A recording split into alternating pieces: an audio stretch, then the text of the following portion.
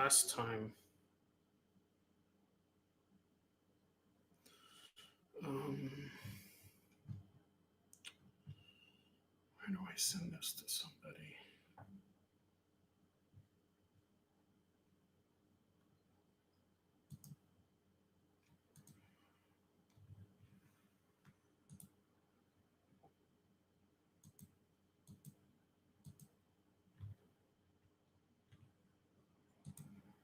Okay, so it's set up.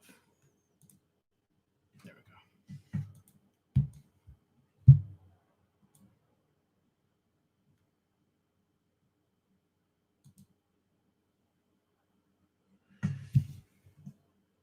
Did I set this as a public? Is this just showing up on my YouTube thing?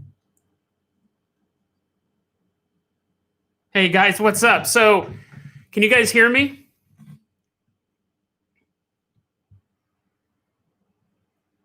Okay.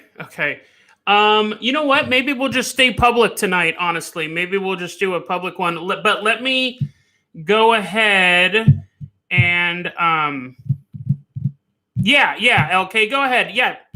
There was an error, but we'll go ahead. Let me go ahead and send a message, put a message on my Patreon saying the stream is up, because I had one planned for them and I don't want them to miss out. But give me 1 second here, guys, and then we'll get started. Yeah, we'll just do a full live stream. I was trying to set it up. Let's see here.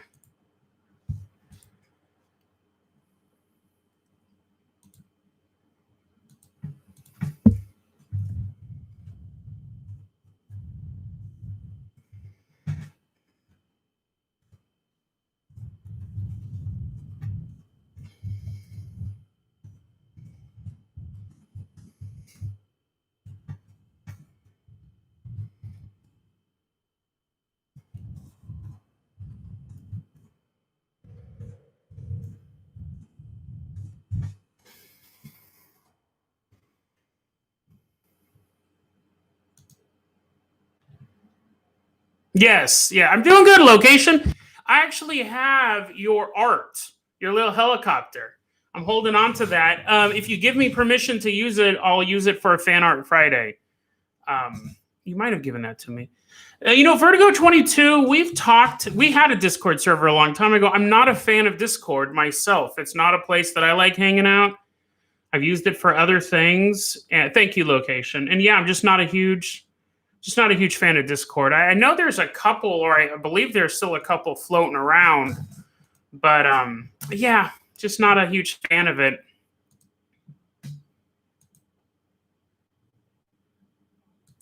Let's see here.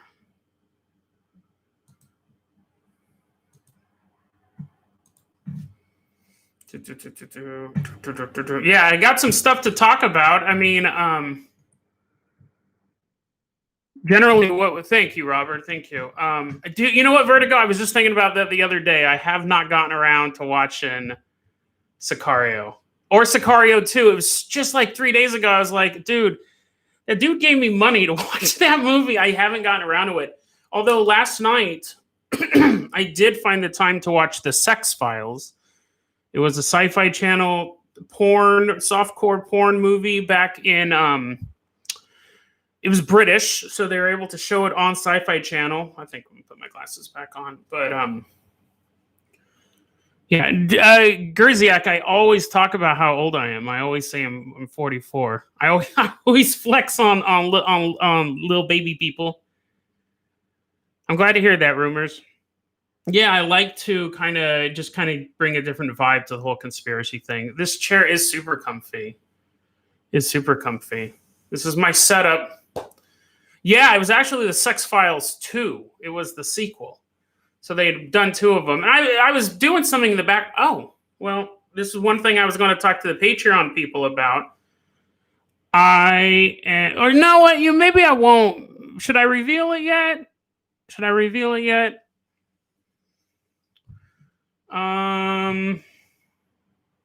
Yeah, let me get this pulled up here.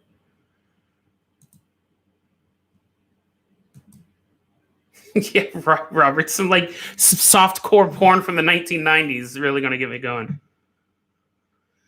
I would always say, hey, thanks, Spice. Thank you. I would say for like story suggestions, a lot of times, you really, however you can get it to me. Some people use Twitter, some people use Gmail, some people drop them in the comments during the live chats.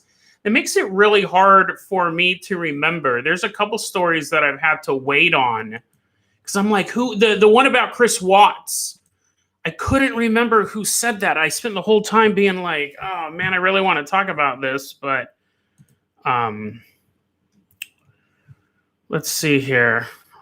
I don't know how I would do this. Let me try something real quick and see how this works. I'm totally winging it right here. I know, super compelling, but I think you guys will I think you guys will like this. So just give me 1 second. Turn that around.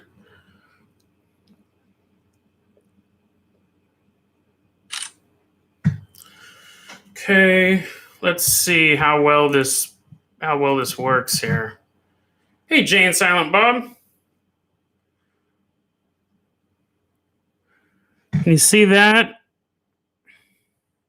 You programmers, you guys know what that's like? Yeah, I've done a couple of public streams, Gerziak. We're working on a Dead Rabbit Radio video game. This is you on an alien ship. There's little gray aliens. There's going to be a couple different levels. Yeah, I know you can barely see it, but I have RPG Maker. I used it a long time ago. I made a complete game from start to finish, had about like a 2-hour campaign. I did it for fun. And, a lot of times when I'm in between doing shows, I will do, that's funny, Jane Silent Bob.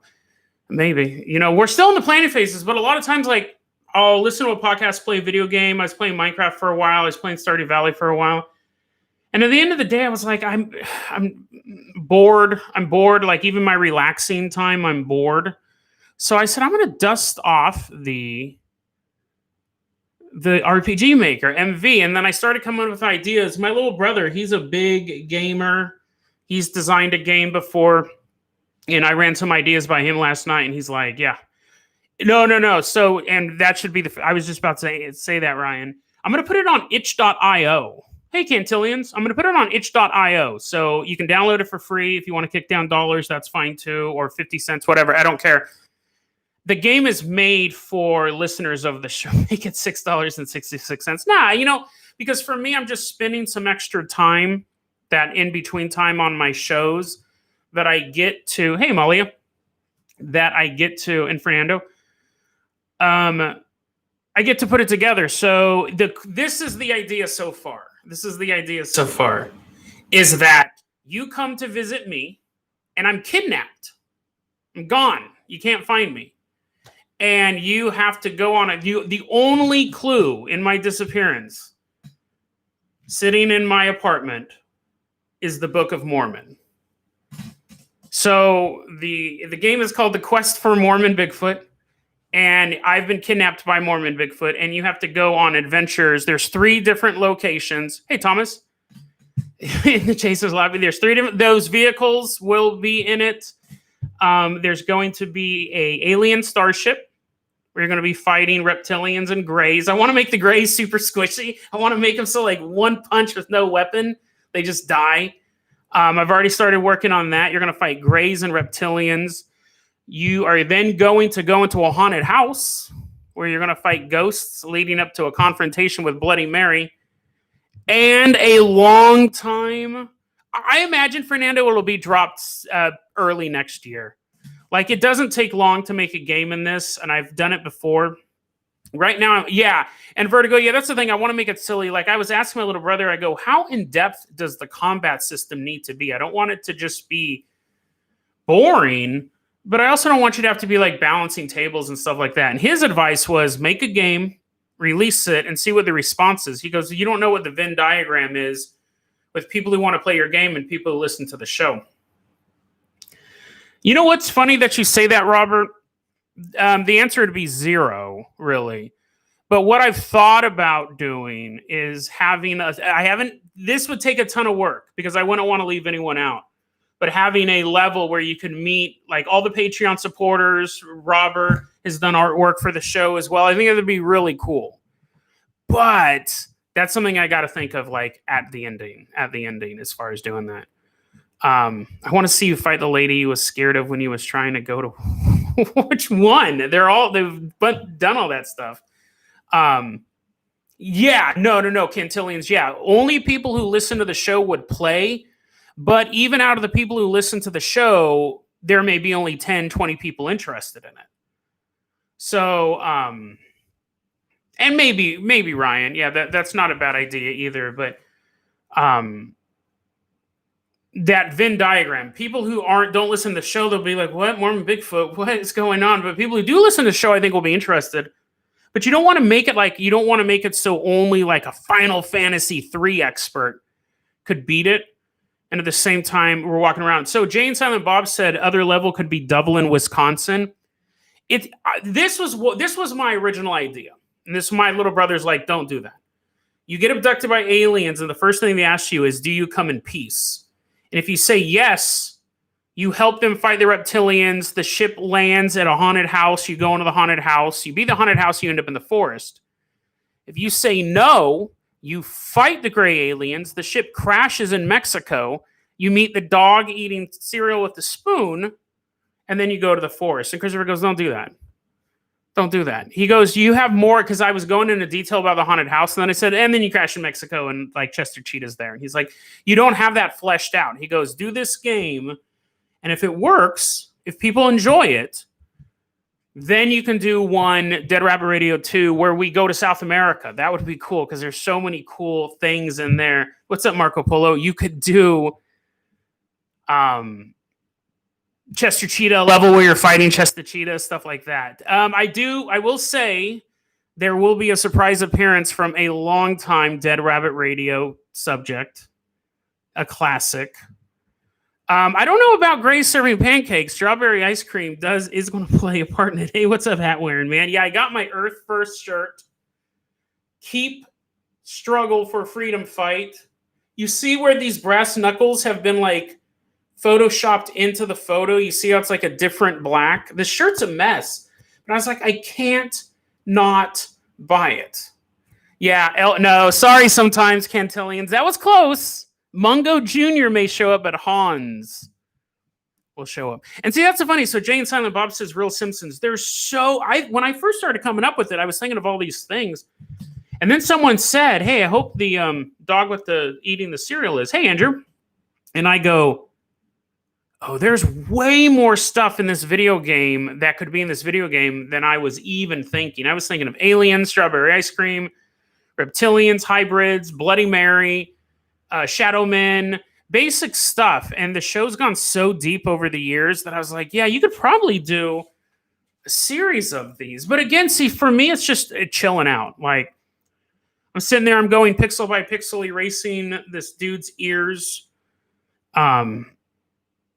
Is Trump replacing the main military heads in the gut? No. I think that, I don't want to get into politics, but I don't believe in the Civil War thing. I think that that's another fear tactic that people have been using, and they've been using it since I was. Listen, I've talked about this several times on the show. In 1994, no, I think in 1996 was the very first election I could vote in, and I remember that was the Dole Clinton election, and I 100% believed that Clinton was conspiring with the United Nations, that there were going to be troops and everyone was going to be rounded up. All the Christians were going to be rounded up in 97, 98. We were all going to be killed and the New World Order. And then Bush gets elected. And I was like, oh, Bush isn't never going to leave. What are you talking about? He's never going to leave. It wasn't Dominion. It was Diebold. Oh, no, the vote. It's been rigged. And then he left. There's no Civil War for 8 years. Oh, no, nuclear war. All these false flag. And then who was after him? Oh, Barack Obama. And remember, it was all the same stuff with Barack Obama. Oh, no, this is a civil war, the UN, Agenda 22. It's all coming. So after 3 presidents of that, I'm actually ashamed that people my age get panicked so easily. Like, it's okay to be cautious, but to be panicked. Yeah, Jade Helm. Remember all that stuff? Now they're saying 2020 is the real Mayan prophecy thing. It's fear, man. It's fear-based conspiracy theories. And again, there's no problem with being curious and cautious. I'm not saying that you just have to ignore all of it right off the bat. But as it goes on, all this civil war, they've been talking about civil war for the 4 years of Trump. They've been mentioning civil war. I'm glad you're here, Shane. So yeah, I mean, it's like, how long can you make people afraid? That's my thing. That's really kind of my takeaway. I was terrified. I honestly thought Bill Clinton was working with a one world satanic government. Sound familiar? And that it was the end of America, and he was never going to leave office. And that was just the way things were. We were going to have to grab our guns and run out into the fields of Sacramento and wait for the blue helmeted UN troops.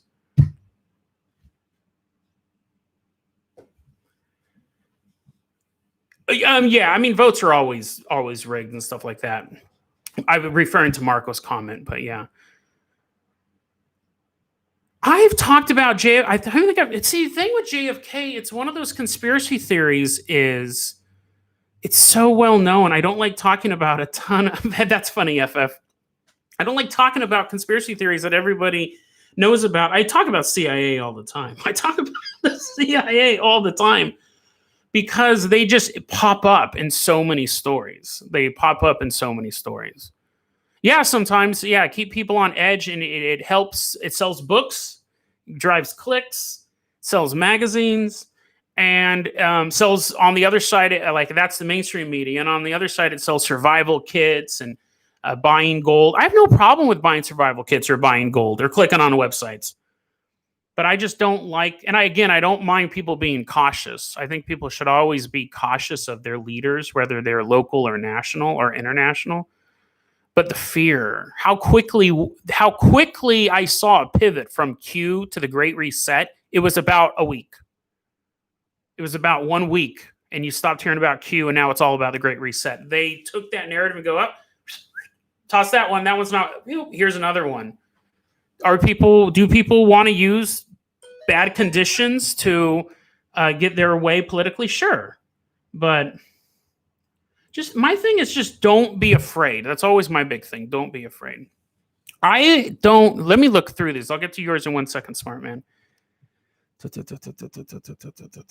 Thank you, Vertigo. Yeah, that was what my phone was popping up there. Thanks, funny Roblox.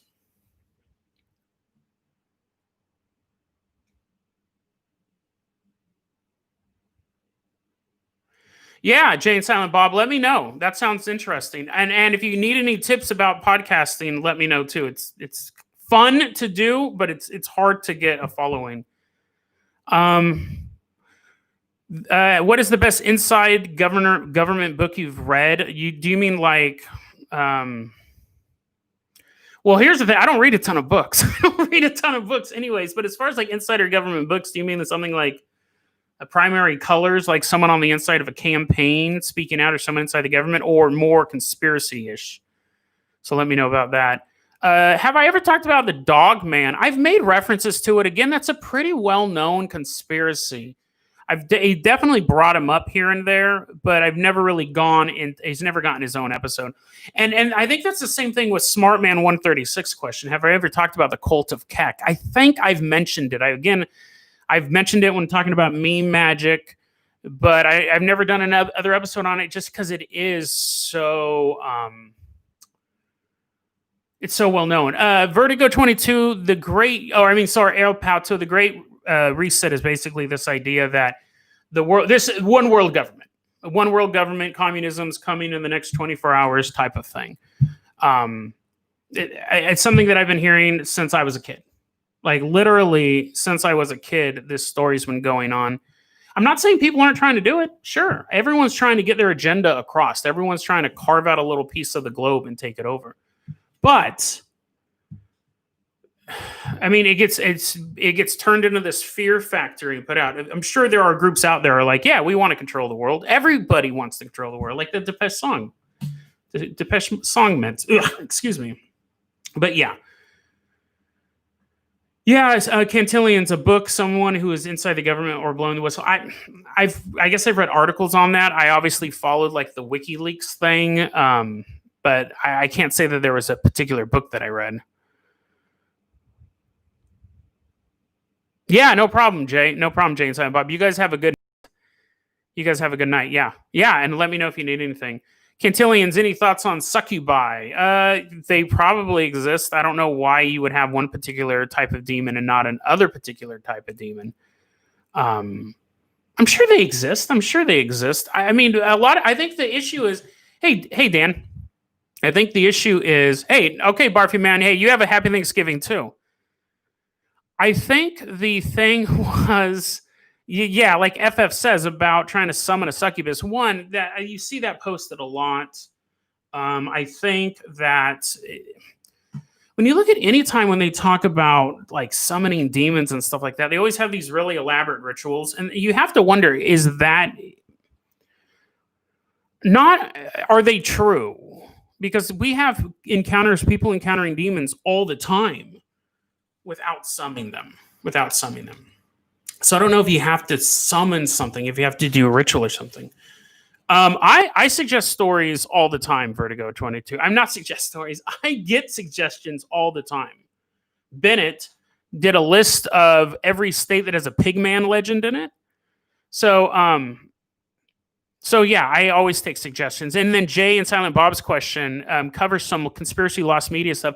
I have some stuff on the docket to do. I did the Super Mario Brothers porn. That was lost media. No one even believed that existed until some screenshots shown up. Hey, Stuart, how's it going? So we have that. I have done lost media like that. I go through that wiki a lot. There was one I was looking at the other day. It was this Japanese vlogger back like in 2009, 2010. She wanted to be famous. But it's really hard to get a following. Like, that's just the way it is. I know you always see in the news, like, oh, this person did this, and then they got 1 million views. But really, 1 million views isn't anything. Your subscribers is what means long-term success. But it's super hard. It's really hard. So anyway, she was trying to do this back in 2010. And she, I guess I shouldn't laugh. I was thinking about something else. She wanted to get famous, so she videotaped herself committing suicide. Jumping off a building. Now, that was lost media. And then a rock band did an album about her, like a Japanese rock band, or maybe it was a German rock band, did an album about her. So people were more interested in her, and they found the footage. So I could do a segment on that. But I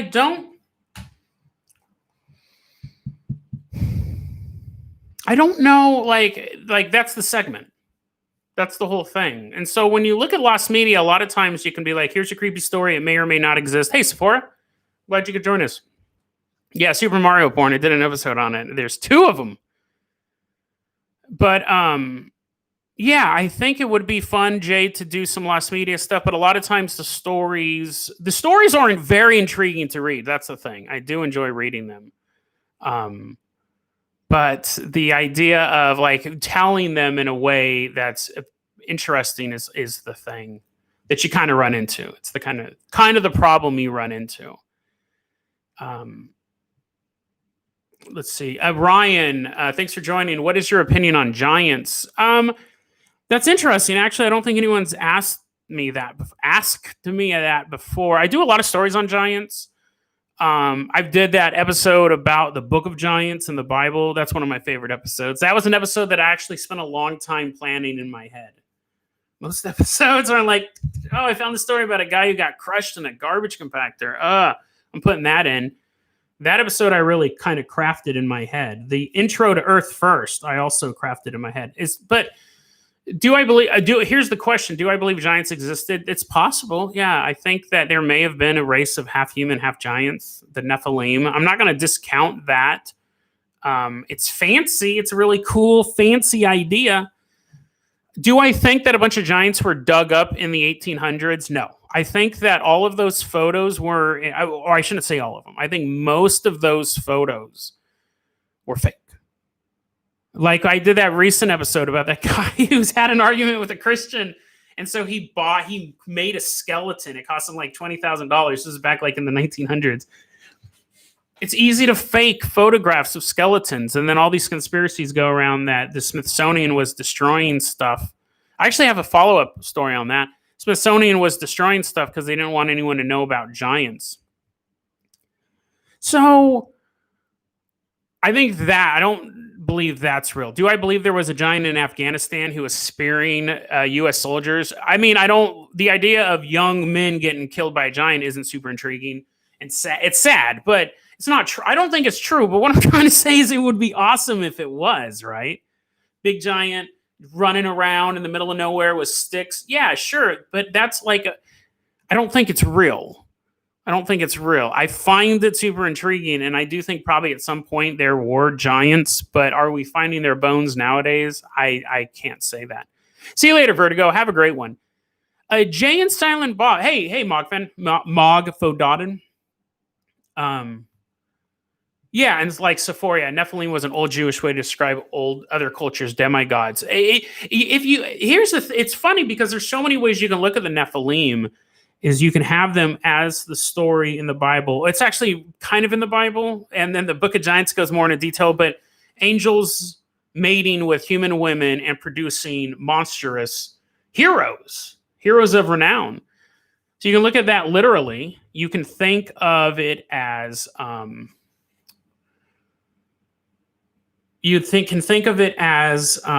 aliens, hybrids, that type of thing. When you look at all the mythology, you have a hybridization is such a thing in these old myths. So, I mean, like the speculative part of me wants to believe that it's real, and my gut feeling tells me it would be cool if it was real, but obviously, like if someone told me they saw a giant walking around, I would be. Do you guys remember that video that was going around for a long time? It was way long ago. It was some city. There was some rioting in a city, and they had a bunch of cops walking around, which usually happens during a riot. This was back like in 2016. No, but like 2015. And one of the cops was bigger, like the perspective. He was like closer to. Hey, Quintillions, thank you, I appreciate that.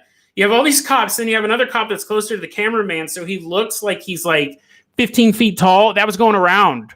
That video will be very easy for you to find. Super Soldier in the United States, I think, it's just the guy who's closer to the camera. But people were going around for the longest time saying that this giant Super Soldier was in a U.S. city. And it was like, but I get it. You want to believe. Jane Silent Bob, the Belmez faces are those faces on the ground, right? They're like in the marble tiling. That's one of the stories that I've looked at. I'm pretty sure it's on the conspiracy theory iceberg, and I go, it could be ghosts. See, that's the thing. Like a lot of times, ghost stories are the hardest things to find because they're, again, like Lost Media, they're intriguing to read, but they're not intriguing to talk about. Waking up in the middle of the night and you hear something in your living room and your water's running, and that's the whole story. It's creepy to you. It's creepy to me if I'm in your house. But it's not creepy to you. Like if I'm telling that story and that's the conclusion, it's not super creepy. That's why that's why if you notice my ghost stories tend to involve either people being attacked or them experiencing a ghost in the creepiest of places. Foot of your bed, under your bed, in your bathroom, like that college sorority house that was getting plagued by that reptilian. Like, you know what I like? If I did stories just ended with, and then it walked down the hallway and looked like he was old timey, had on like pontoons and a big old top hat. That's not fun. That's not a fun podcast to listen to. However, if he's holding a knife, and then the next thing you notice your kitchen knife is missing, there we go. That's a good ghost story. I was reading stuff all night long. Hat wearing man, do you think humans descended from aliens? Beings. That's an interesting. We've touched on that a couple times. I don't know. Like my favorite pet theory for humans is that the tale of Genesis, the Garden of Eden, all that stuff is a parable for humanity leaving Mars and being punished for their hubris and destroying like that planet through nuclear. I love that mythology, that Mars was this place that we were separated from. We came to Earth. And that was the best way you could tell it to a caveman. If a caveman goes, wait a second, so where do we come from? Someone would tell this version of the story. I like that theory. I like the theory of that being like a lost civilization and they just kind of came here where they hadn't messed stuff up yet. So is it true? I don't know. But I like it. I like that theory. Other than that, I think probably just either creation story, goop in the mud, some combination of the two. I don't know if necessarily like aliens breeding us, panspermia.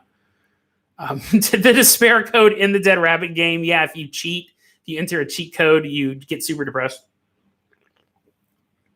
Fritz, what do I do in my spare time? Nothing, man. Like, I do so much. It's so funny. The other day I was sitting there and I was like, dude, I'm so lazy. I only work 4 hours a day, 5 hours a day on my show. So lazy. I could work 10 hours a day. So what provoked that was I watched a short documentary about the creation of Stardew Valley. I was just, going down one of those YouTube rabbit holes. And the guy was like, yeah, man, I built the game all by myself, did the music all by myself. I crafted the dialogue all by myself, did all by myself. I worked 8 to 10 hour days when I was making the game. When the game was finished, I was working 15-hour days. I was actually working more once the game was finished. And I thought, oh, man, he's working 8 to 10 hours days. I'm not even doing close to that. I'm lazy. But really, the point is like,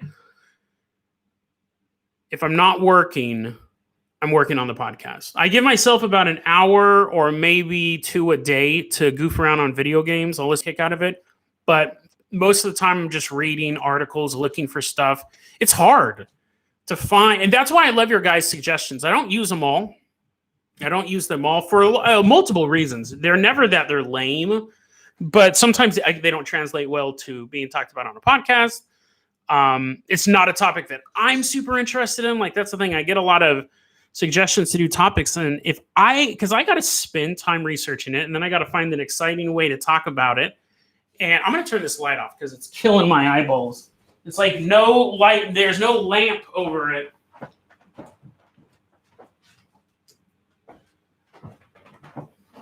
Oh, dude, while I'm up.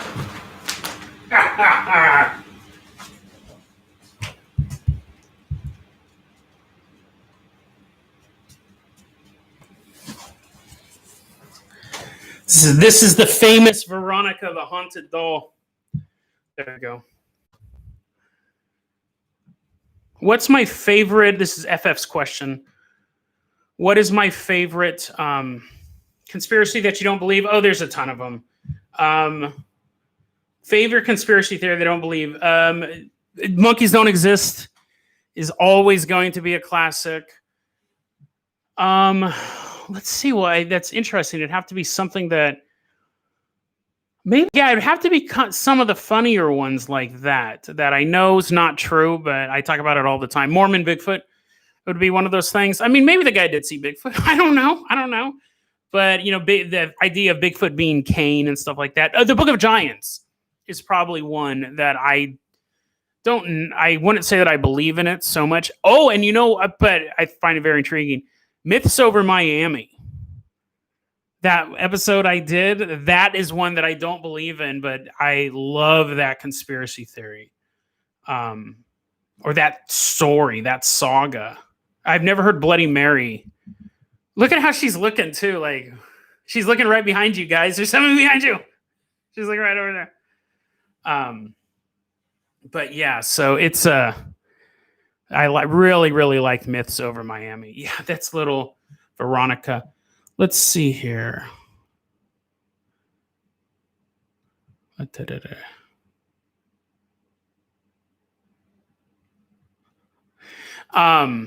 Yeah, Ark was a spaceship. We responded to that thing with Stewart. Magdalene Laundries. I have not heard of that person, Shane. I can definitely look it up and see what's going on here. But yeah. And then, you know what, Fritz? I don't know. His question, what are my thoughts on Q? How did it become so mainstream? And I've said this too about Q. I go, there was probably at one point somebody who made up that designation and was spilling secrets. But I think over time, other people started co-opting it. Whenever you look at a conspiracy theory, the question is who's making money selling you that conspiracy theory? Because there's always somebody. No conspiracy theory is given out for free, except for stuff like monkeys don't exist. But look at Flat Earth. You can go to Flat Earth conventions. You can buy Flat Earth books, watch Flat Earth movies. You can do all of this stuff. People are making money off of it. No conspiracy is pure. But that's what happened with Q. I'm sure at some point someone inside the administration could have been like, I got to get the word out.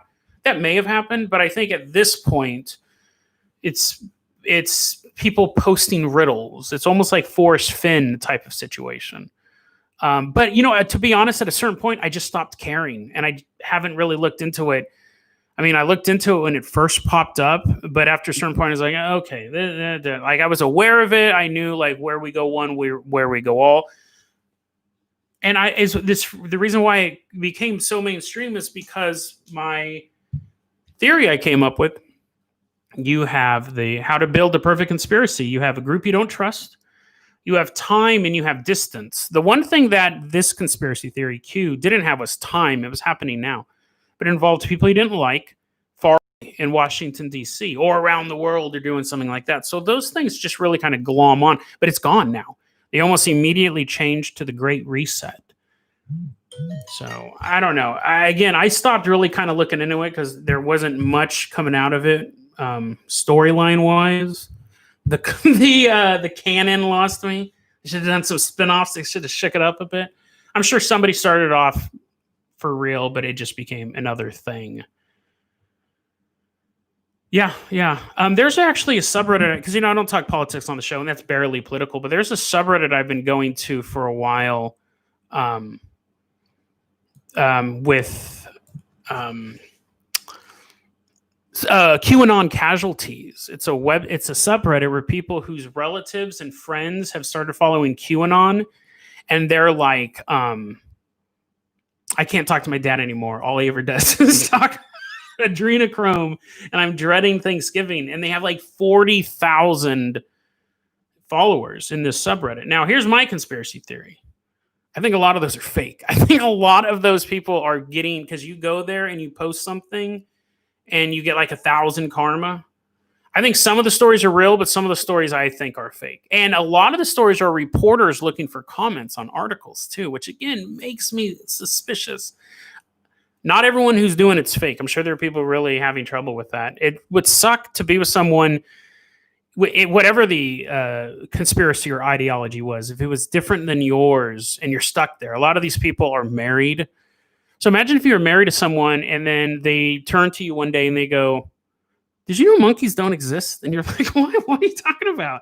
So it's not that theory in and of itself, but it's just, I think, being stuck with someone who you just don't agree with. Short Circuit remembers when I brought out Veronica, the part when you mentioned cat blowers. What? I don't even remember. Is this a trick?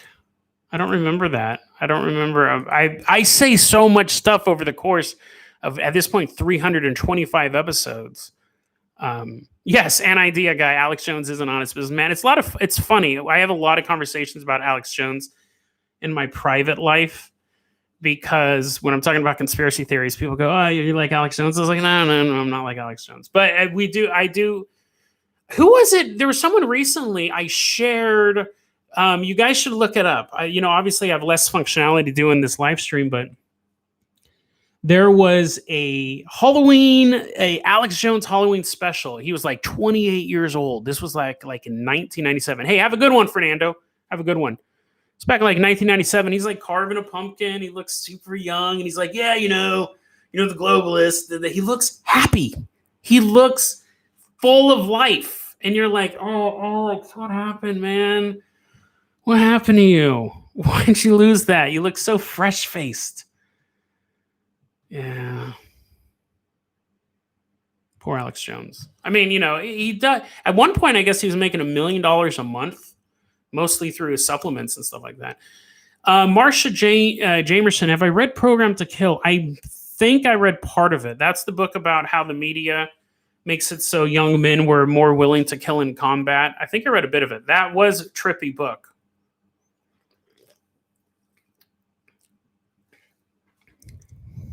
Let's see here. Yeah, Stuart. Yeah. With aliens, alien abduction stories are really cool, but there's so many people ripping off people.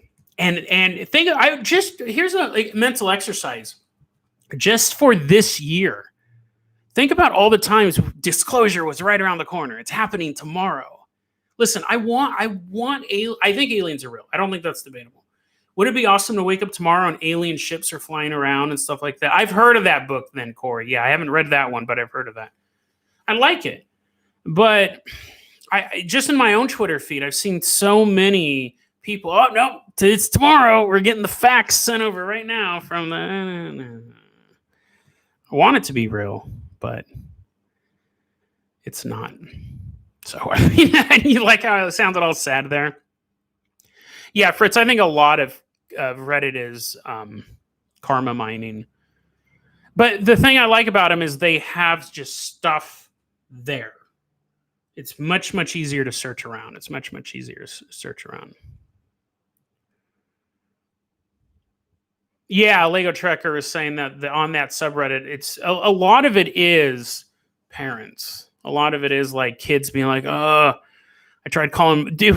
Now, see, here's the thing. You guys know me that I read these weird subreddits and I'm like, oh my God, that's so horrible. I'm glad I'm not going through that. That's the reason why I go to all these subreddits.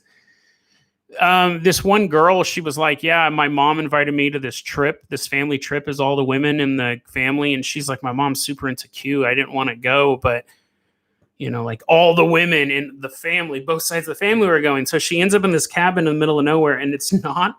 Oh, no. So she gets in the car and it's just her mom and her two aunts who she goes, they're totally into QAnon.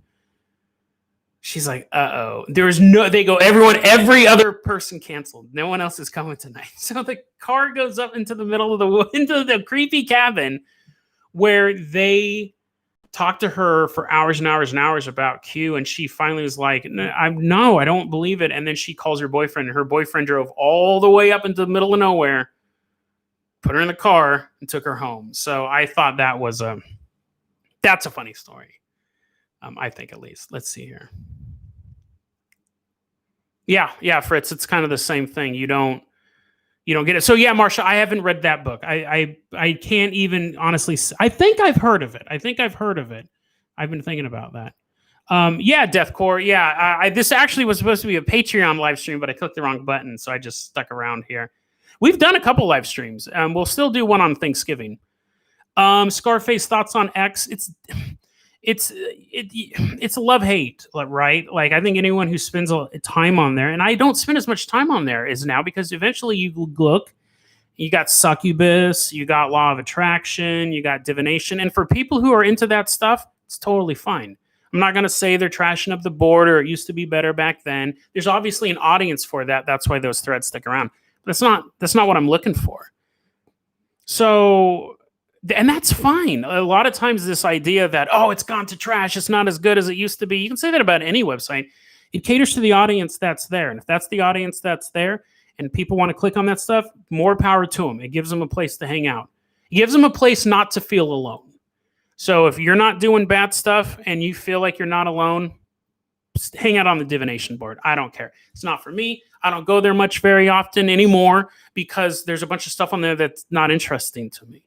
But I poke in every once in a while. There was actually something I saw the other day I'll be doing a story on. Apparently a guy believes that, and again, this is one of those things that I'm not like dismissing it out of hand, that maybe this guy has they live goggles so he can like see different auras in people. Like it may be true. It's probably fictional. I haven't looked into it yet. I just kind of looked through that. So that type of stuff interests me. But I was going to it more often back when I started the show, and I've just started tapering off because it's hard to find stuff for this show, and that site isn't set up to find stuff. Like, it has great resources on Conspiracy Theory Iceberg, but overall, I think it's a different. It's not the same repository, because what I'll do is I'll just start reading news articles and following links and going through stuff. A lot of the stuff I find is just accidental. There's no one site that I can really cite anymore. Thanks, Deathcore. I'm glad that you enjoy the Iceberg series. No, Harry, that episode never gotten taken down. I didn't expect it to. The subreddit is up. You know, it's disgusting. It's a total change into my face, just even bringing up the subject. The subreddit's still up. You know, a lot of times I've never had an episode I've had one episode taken down from YouTube. That was because of a copyright thing. And if YouTube wants to take down an episode or two, that episode is listed as 18 and older. So I do that with anything that I think is going to trigger something or whatever. I didn't say anything in that episode, but no, just blocked it from a whole bunch of people's views. I believe that I did with that one, but nah, it's still up. Yeah, error B with the gang stalking, that is a weird one, because you have to think, what are they seeing that we're not? Like, I don't believe people do get gang stalked when you owe gangs money or the police are after you or something like that.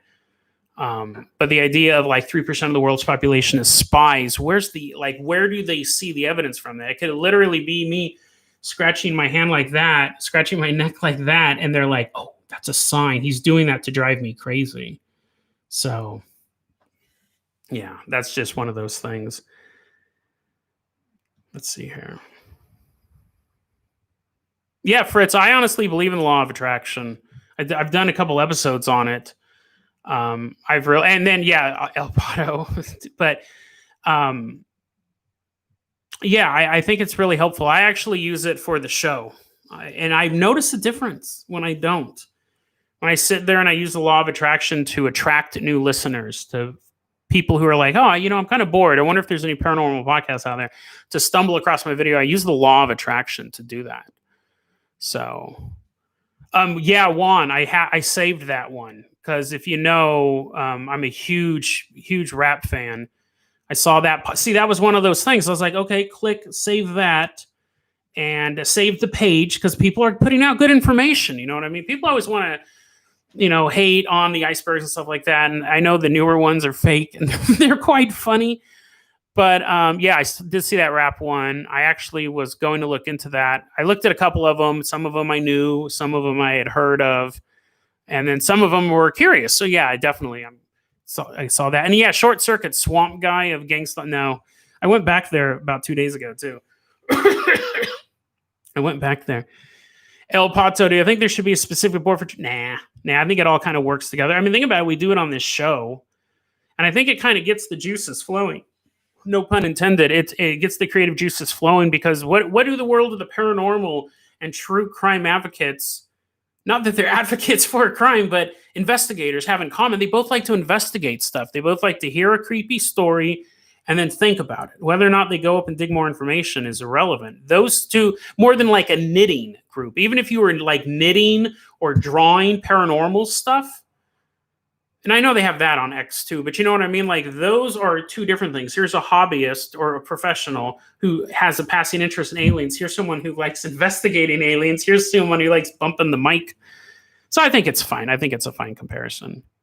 Thanks, Jones. Thanks. The existential dread and boredom. Yeah, dude, this quarantine was rough, but I'm glad that I was able to stick around and have many more years in the future recording this podcast and help you guys out with your chores without actually having to break a sweat.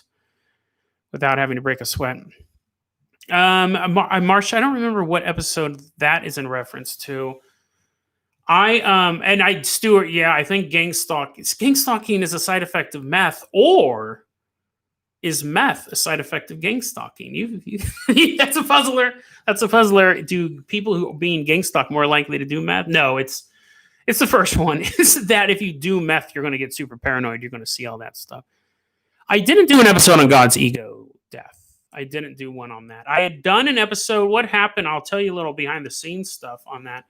And I'll get to your answer in a question real quick, Fred. I had done the episode God Was Raped. I think that was episode that was in the high 90s, like early on. Are the Illuminati the Good Guys was episode 100, I believe. And I was like, I want to take a break from this stuff. It's kind of dark. And then I had notes on it, and they're still somewhere in my folders. But then I just kind of moved on from it. I'd have to look because it was kind of the same thing I do with all the other episodes. I find a couple different theories, what other people are saying about it, and then maybe come up with my own if one of the other theories doesn't work. But yeah, I'll probably cover it at some point. Definitely. Yeah, Lego Trekker. Yeah, it's a controversial phrase. It was a heavy episode, and not just the phraseology and the story, but then it ended with that woman story, and I was just like, okay, let's take a break. I don't like doing heavy episodes too much. This is one thing I try to be really conscious of, and I mentioned it last Monday. I actually mentioned it, but I've never really said that before. I do not like doing depressing episodes on Monday. That segment bugged me with the mom, and I was like, okay, I want to tell this one because I'm emotionally charged about it, but I don't like doing depressing episodes on Monday because for people who listen to the show, doing your chores, having a good time, and you've been waiting 2 days for an episode, and do you want to hear something? Do you want to hear God Was Raped? Do you want to hear something super depressing? So I usually save those episodes for Friday. Myths Over Miami was a Friday episode. The bear attack one was a Friday episode. A lot of times the episodes I know that are going to be... Actually, now that I think about it, why am I depressing you over the weekend? But you know what I mean? Kind of go out on a different thing. But definitely on Monday, I don't like doing sad stuff. Fritz Heiner, what law of attraction techniques do you use? I believe that it's already happened. And I'll visualize people sitting at their house and being like, they're like robots who controlling them like robots. No.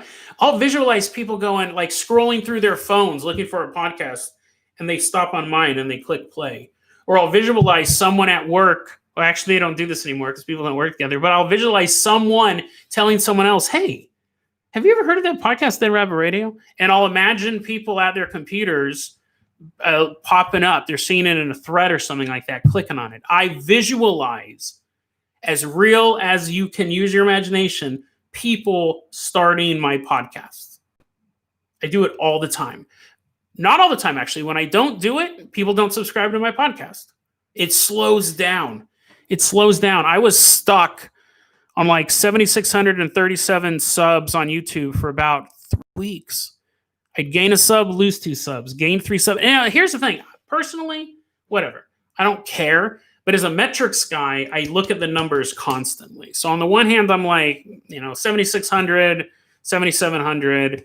If you have 10,000 subs, then you have a personal person at YouTube. So if stuff happens, I can go to them and say, hey, yeah, I know my show's not like that. It's not one of these conspiracy shows. But other than that, I'm not really worried about it. But I do want the show to grow. I want more people to listen to the show. I want the community to get bigger. I told Sabine the other day, I said, you know what one of my regrets is about the show? And I said, this is going to sound egotistical. But I go, I wish I was more of a tastemaker. She goes, what do you mean? I go, I wish that if I said, hey guys, check out this band, the Mad Cow Tippers, that people would fall in love with that band. Or I'm like, hey, go check out John Sharon's cartoon. People would fall in love with that. You know what I mean? Like, I wish as a community, we could just be like, oh, let's go to Burnt Toast Ghost Twitter feed and check out his comic strip and just everybody grow. Everybody grow. Because, dude, 2 years ago, I didn't have anything. 2.5 years ago, I didn't have anything. And now I got all you guys. And I want you guys to feel how I feel. I want to share that. I think that would be cool, wouldn't it? That would be really, really awesome. Let's get back to the questions here. CGM, have I heard about the nuclear incident in Mexico? I've been looking at that for a couple minutes now. No, I haven't. I just read a story about a guy who took out a piece from an x-ray machine and was handing it around town. Is that the one? And a bunch of people got sick? They're like 4 people died and like 79 people got sick. I just read that article, if that is what you're talking about. FF, do you know the deal about the red exclamation mark on the skull on the iceberg? No, I don't. I mean, I've seen exclamation points on there. There's so many. Sephora's here for the knitting paranormal activity now. Not knocking knitting, don't get me wrong, but there is that crossover. That Venn diagram has Sephora right there. There's so many different icebergs, and I've become an iceberg hipster. Unless I see a specialized one, like the rap one. I have one on Brazilian. I have one for Argentina, I believe. I've become a collector at this point. But other than that, I like 2016, 2017, 2018 icebergs when nobody knew what they were. No one was goofing around with them yet.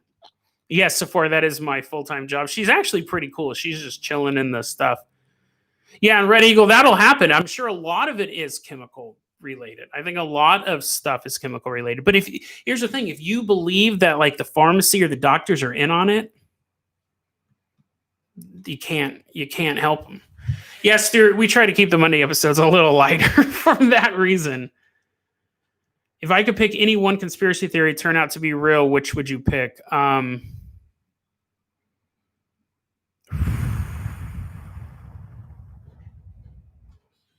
you like that? It's pretty dope.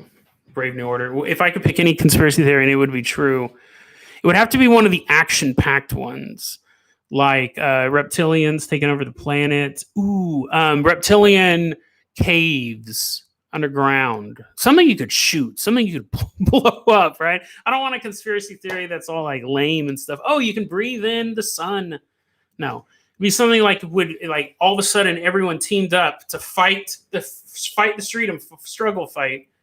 Reptilians taking over the planet would be my vote for conspiracy theory I wish was true. I'm not thinking about Grimy. I'm not thinking about Hans's long arms. He will be in the role-playing game, though, and he'll have like long arm attacks and stuff like that. So, Cantillians, I do speak a lot about Sabine. She's a really good friend. Helped me out a lot during the pandemic.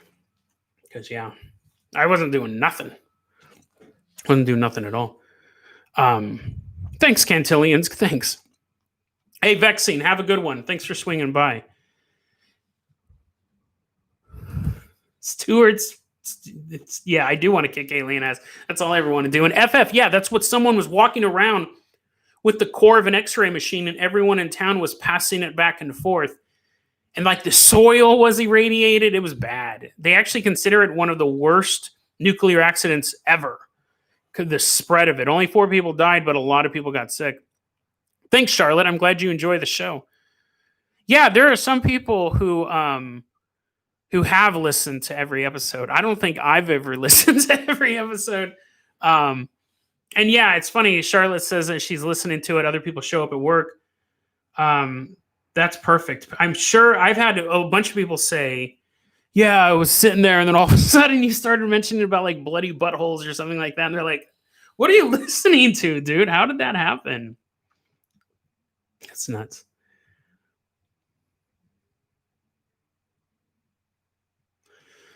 Shane says, how do you stay so detached from the stuff you read? One, been doing it for 30 years. I've been reading crazy cool stuff for 30 years. That's funny, Cantillians. But yeah, sometime you could say like,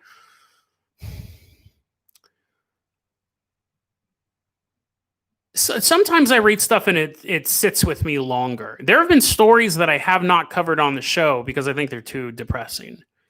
Like I'll write up all the notes and I'll look at it and I'll put it in my folder and then I'll move it in and out for a while to whether or not what episode to cover it. And then I'm just like, nah, I don't want to talk about it. Those are the stories. Like reading about people having delusions with tulpas. Ghost stories, obviously, when I read ghost stories, they scare me before I go to bed. I start my night off with a nightlight. I have a little lamp. You guys want to see it here? Hold on. I'm going to go get my lantern.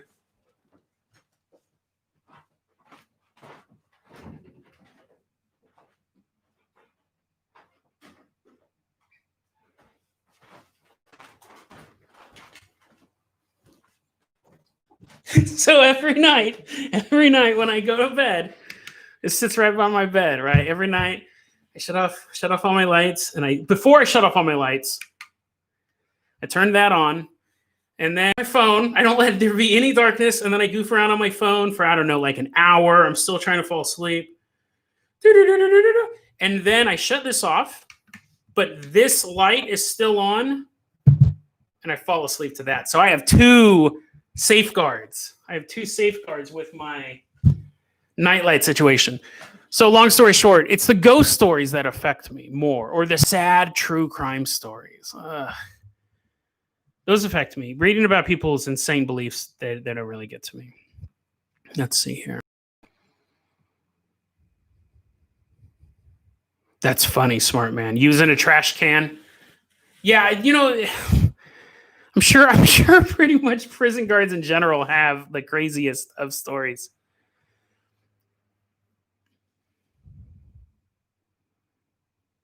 The bus urban legend in Seattle, Washington. Oh, yeah. That was the one with the people wanting the new life.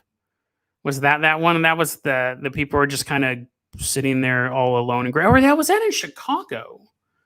The bus urban legend in Chicago. Yes, Stuart, I know you've been listening to him for a long, long time. No, Red Eagle, people hate it when I do that. His question, I always hear you refer to the show production as we. It's called the Royal We. It's a habit I got into a long time ago. It's just me. But you could say it's some sort of psychological thing that I don't want to keep putting myself the king of things. I don't think it's that. I think it's that it gives, I think that it makes it sound like an organization.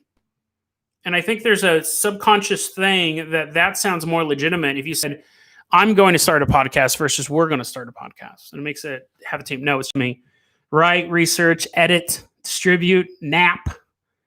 I'm out. The second that episode is uploaded, I'm immediately doing something else, and I don't want to do anything. That's why usually there's a long lag on my comments. I'm like, nope. I'm not even going to monetize this video. I'm not even going to wait around to monetize the video. I'll do that later. I want to go take a nap or do something.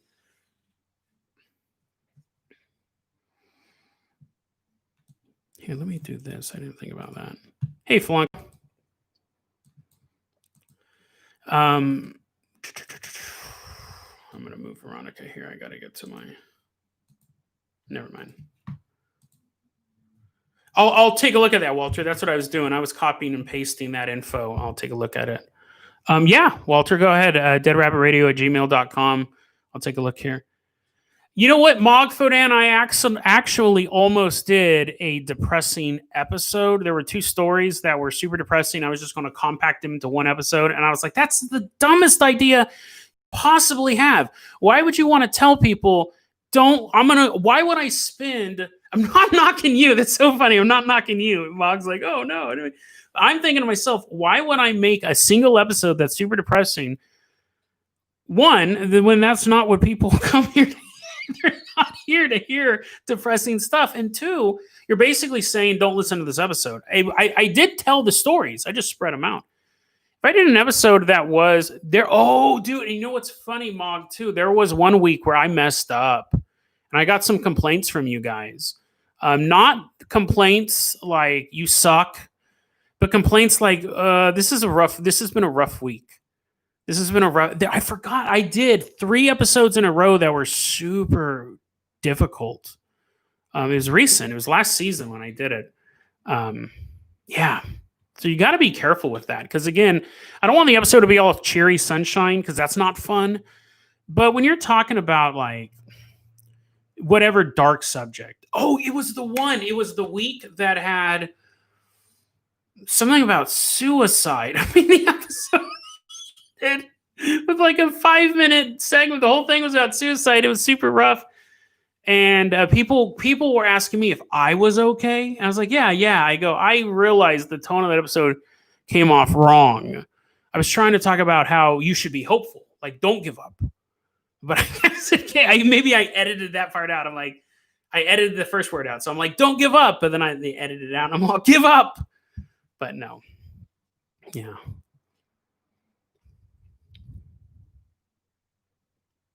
Awesome, Shane. Yeah, it's funny. I think this is it's so funny. He says it took him a year to catch up. I was about to say, I think this episode you could catch up, the show you could catch up fairly quickly. But yeah, it's about 300 to 400 hours at this point, if you can believe that. I love it. I love doing this show. I love every aspect of it. But when I'm done, I'm tired. But like when I was up till 5 in the morning last night researching stuff. Um, so far, yeah, no, I guess, yeah, I've evolved. My ego's gotten so big, it's become a we. It's become a us. I love the research. I love the recording, telling the stories. That's actually the second most stressful part. Editing is super easy. Hitting the distribution, talking to you guys is super easy and fun. Recording it, finding the stories is the hardest part. It's the most time consuming part, at least. Grimy, have I covered the Dutro case? Yeah, I believe I had. If I think that I had mentioned it. Thank you, Red Eagle. Thank you. Thank you. What was that? We've been talking so much about the royal we. I'm turning into a king and doing this thing. What? When did I use the shotgun sound? Cantillion's. I don't remember that one. I know I try to be very, very careful about my sound effects. That's something that I try to be careful of. So sorry about that. I sometimes I've gotten a habit recently of banging the table and it moves my mic. I'm trying to get out of that. And when I do sound effects, I'm trying to re-level those out because that is annoying. A lot of people fall asleep to the show. That's true. So when I say we are working on the show, I mean we as a community. Because it's not just me. A podcast is nothing without an audience. So when I say we, I mean we. Oh, dude, Veronica knew I was lying, so she tried to end the live stream. That was Servo's idea. Actually said, yeah, I should have said that, but I didn't. Yeah. Oh, so Cantillions. Okay, now I explained why I made that sound effect so loud. That was my uncle who got shot in that face. So I didn't want to go pow or boo or something like that. That was a personal story, and it was kind of the culmination of it. You're totally right. It was loud, but that's why I didn't. I remember actually doing that noise and leaving it as kind of spooky as it was. Because it was a personal story. I had lived through the second half of that. But again, that sucks that it woke you up. I totally get that you need your sleep. Let's see here. Endurance watching FF and Stuart Meatball. They've lost many weekends to the show. Yeah, it's the thing. I imagine if I wasn't making the show, I would be like, I can't wait to get home and listen to a podcast. Because that's how I've been with just all the podcasts I listen to. Oh, new episodes out, dude. It's totally awesome. So I'm glad that you guys have that. And it's not like you have to go and listen to it. Cantillion's falling asleep to it. Like, people are doing all sorts of stuff. Who was the young man who was doing chores to it? It started with a J. I'm scrolling up. I hate forgetting people's names like I did with that Patreon supporter. That was embarrassing. But, and I forgot his name already. But yeah, no, don't. Cantillions, do not apologize for me waking you up. I totally get it. Oh, yeah, Shane. Yeah. That was another one. I think it was in that same week where those guys went into the seafood restaurant. It was like the 24-hour diner. And yeah, where even the people in the diner never really said what happened. That was a depressing story. There was all in that week. There. Yeah, I'll take a look at that, Walter, and see what that is. Hey, what's up, Pity? What's up, Piddle Poo? Yeah, dude, I have lost a lot of weight. Piddle Poo's a guy I used to roll with back in the day. I'm assuming. I'm not gonna out him, but I'm assuming I know who he is. Let's see here. Yeah, it's so funny because when I first started doing the show, I just imagined it like in America, where it's like if I have it out by 7 a.m. Pacific Standard Time, then you can be listening to it at work in New York. And then Stuart's like, hey, I'm in Scotland. We have listeners from all over the world. And that's why this live stream, normally the Patreon live streams are Patreon. And I actually moved this one down to 5 p.m. because there are just people from all over the world. But I accidentally made it live, and that's fine. It's totally cool. So I'm doing my free advertising for Diet Pepsi.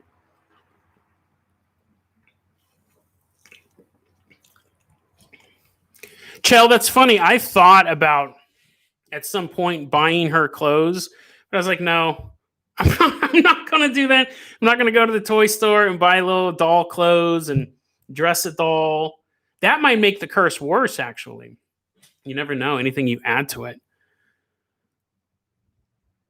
That's funny, Marche. I've had people say, like, especially episodes where it's like the man in your closet, the boy at the foot of your bed, all that stuff. They're like, dude, I didn't listen to the episode. I had nightmares. just the title of it scared me. Just the title of it scared me. So yeah, she was like, wait, people are like, yeah, I just have a really hard time with those guys. Austin, this is Veronica, the haunted doll you guys have heard so much about. Hey, Austin. Yeah, that's the thing, man. I didn't want to buy no clothes for it and stuff like that. Impy says buy haunted clothes, stack curses until she does something. She did attack the keyboard when I was lying, so there's that. She definitely is looking out for you guys more than I am. I'm trying to lie. I also, Stuart and everyone else, I have a list of a bunch of people to send out the Patreon supporter stickers. These are them. See, I got some new ones. And I got a bag of stamps because this is how adults act in the real world. They get a Ziploc baggie and put stamps in it. I will be sending out your stickers. I will be sending them out this week. I told Stuart I was going to send it out. Yeah, I actually said, I'll send it out tomorrow. Said that on Monday. So I just, again, like the second I hit publish, I don't want to do anything related to ghosts. A ghost could walk into my apartment and I'd say, could you come back in 2 hours? I don't even want to see right now which aliens show up. Do you want to go on your ship? Come back in 2 hours. I don't want to do anything ghosty or paranormal or conspiracy related once I hit that publish button. I like those stickers, Kentillians. Yeah, I think it's a pretty cool. It's a cool little thing. That's funny that they were jealous of them. I like them, and I'm glad you guys like them too. Get a servo, get a little like white cut holes in the eyes, and just kind of put her in the corner there. I know, Stuart, but I just hate. Again, I feel like I'm lazy. Burnt Toast Ghost. Hey, are you still streaming that game? He was streaming before. Nice, Stuart. Yeah, get it in your car. That'd be dope. Charlotte, I think I've listened to Chilluminati. I think I've listened to them. I've listened to a lot of those podcasts. I don't listen to a lot of them now. Because again, when I'm relaxing, I don't want to hear about ghosts and goblins. I mean, I get like an hour or two where I can watch Ohm Wrecker play video games, or before I start production on the next episode. Like a lot of times I'll pre-record stuff. Like I may record 1 or 2 or 3 episodes in a day. And that's really cool. But even if I'm not recording, I'm reading. I'm searching for stuff. I have tons of bookmarks. So if I'm listening to a podcast, I'll listen to audiobooks, not audiobooks, narrated like radio play podcasts, or I'll listen to Goofy. Makes it sound like they're too super comedy podcasts, stuff like that. But yeah, I'm sure they're great. I'm sure that they're good. A Mysterious Universe, Last Podcast on the Left. You have all. I mean, there's so many out there. I used to listen to Blurry Photos a lot. What was it? Amazing Stories or something like that. There's so many good paranormal and alien podcasts out there. So there's, yeah. It wouldn't shock me if Chilluminati is really good, and if we're doing a lot of the same stuff. Thank you. Yeah, Cantillians. Yeah, that's a secret. If you haven't got your sticker yet, do not read Cantillian's comment. I'll delete it. I'll erase it. Yeah, Shane, I would recommend, it's funny. This is one of those things that you could say I have bad business acumen, but here's my thing. I'm just talking in general terms here. I want money. I want to promote the show. If I could give you stickers for free, the reason why I'm saying is don't buy stickers to put up around town is what I'm trying to say. I don't think that's a worthwhile investment. I want the show to get out there, but don't spend money buying stickers to put them out there. If I had a ton of money, honestly, it would be one of those things like I would ship out street team packs to you guys. Like, here you go. Here's a bunch of stickers, put them up around town. I totally down with that, but I just don't like the idea of someone spending money to advertise for me. I appreciate the offer, but it just seems that it's probably a bad business decision. But again, you know what I mean. So put up flyers or something like that. Design a sticker yourself. You do it. You do all the work.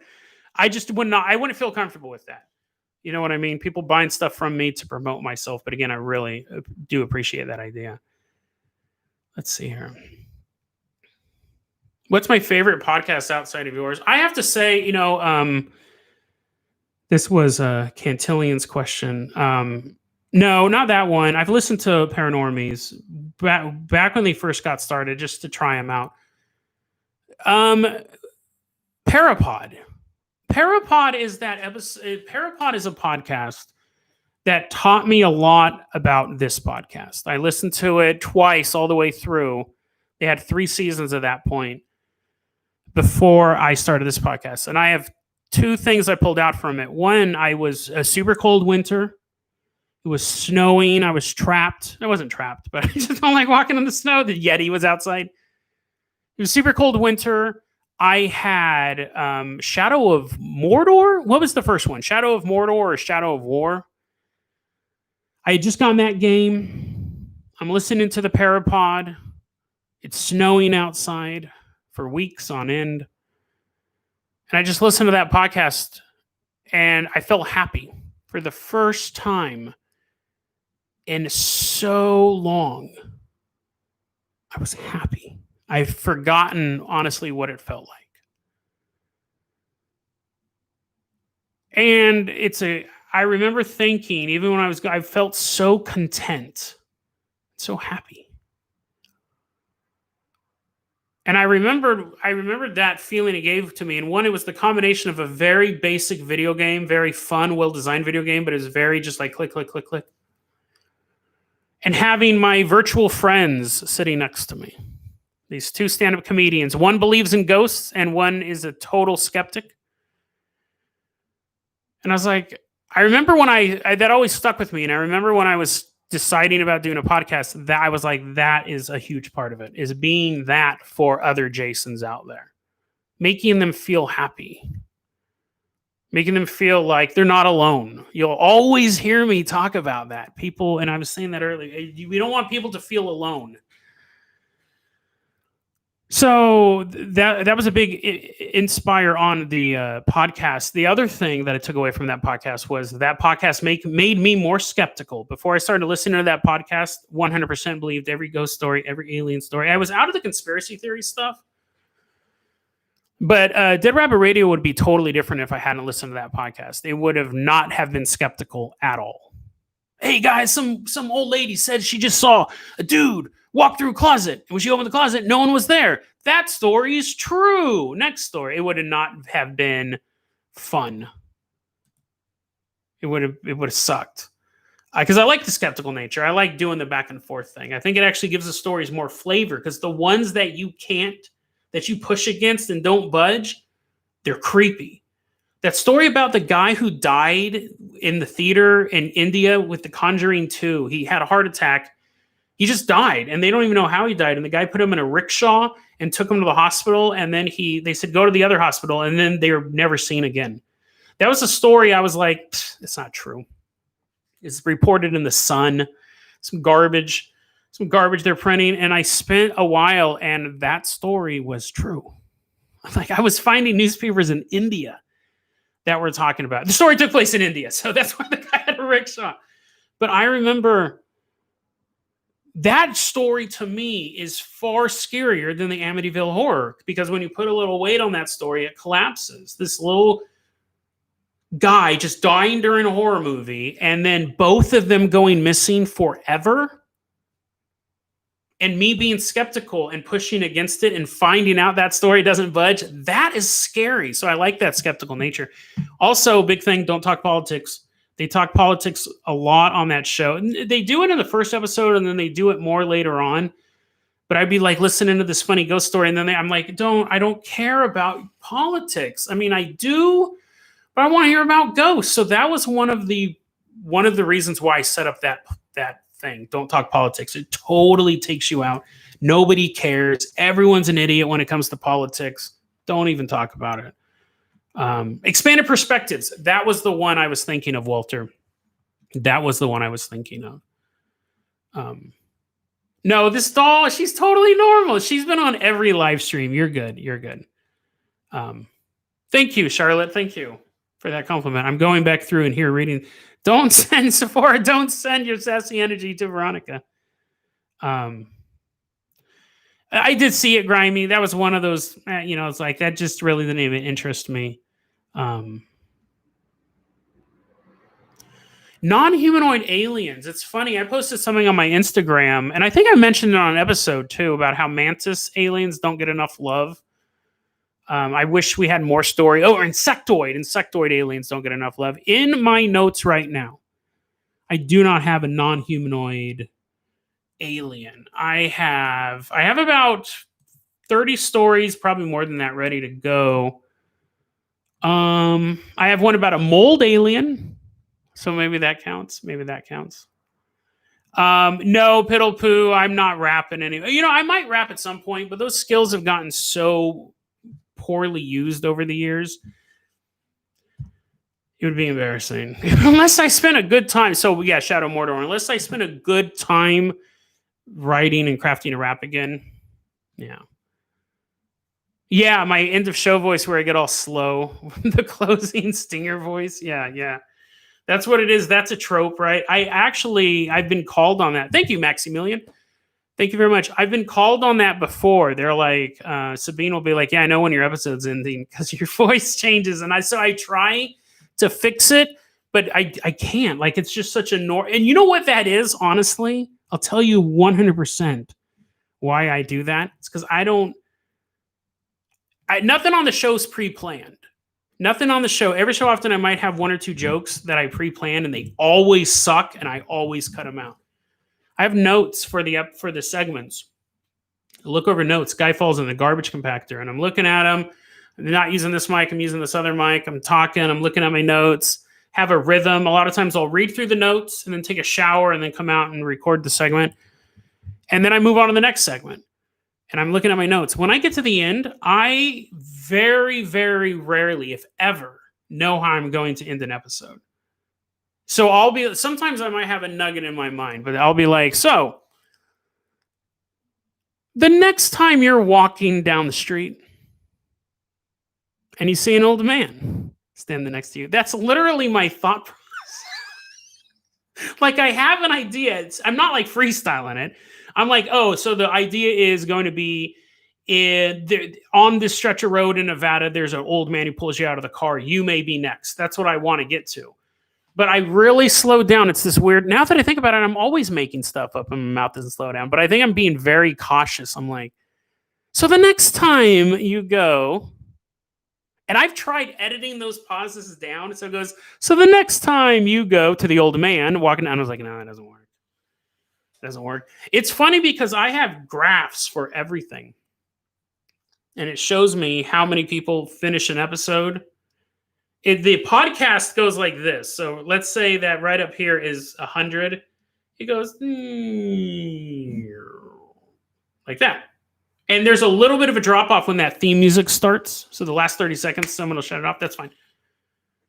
But, people started off, they hear what the topics are for the day. They're not interested. You lose a couple there. And then throughout the time listening to it, they're just, disengaging for different. It's not like, what? I don't like what he said. I'm going to shut it off. It's this slow decline. And this drop off at the end like that is when I start talking slow because people go, oh, I've already heard everything. The YouTube one goes like this. I mean, it's super huge. So let's say this is 100%. It immediately drops off, hits about 40, and then goes down here. No. And it's because people click on it. They expect video. They click off. At least, it's funny. At least that's what I thought it was. I watch a lot of Minecraft streamers. I watch a lot of, the best Minecraft streamers. I don't watch no slugs, right? I'm watching like Dream, stuff like that. One of them was showing their analytics. He's a big competitive Minecraft streamer. And he's like, yes. So guys, let me show you about being a YouTuber. I'm gonna go to my analytics. I looked at his graph. It went, doo. So that's just something on YouTube. You lose 60% of your viewers in the first 30 seconds, whether or not it's a Minecraft video or a stock image, not a stock image, a custom image by Ash Black and voice. You lose 50% of your audience in the first 30 seconds. That's funny, Zergle. That's funny. Well, just put a podcast on autoplay. You should be able to do podcast playlists, actually. If not, that was good. No, Piddle Poo, the shanty was not haunted. The shanty was a illegal punk rock club, would probably be the best way to put it, that I lived in. I lived in for a while. Piddle, I'm assuming you're Scavy, right? That's what I'm assuming here. Yeah, Servo said, yeah, competitive Minecraft. They do like these races. One guy has to beat the game while 3 other people try to kill him. They only have to kill him once and they win. He just has to beat the game and he wins. It's good to eat it's good to watch while you're eating. I enjoy that. I watch a lot of video game streamers because it has nothing to do with what I talk about. I love the topics I talk about, but I need a break. So I'll watch Ohm Wrecker play Dawn by Day, Dead by Dawnlight, just running around doing stuff like that. No Slug Gang. Yes, the slugs. I didn't really run with rough people so much as a part of it is that you start to grow up. Like when I was in my 20s, I was knocking heads around. And I did it longer than most. I did it to like 35, maybe.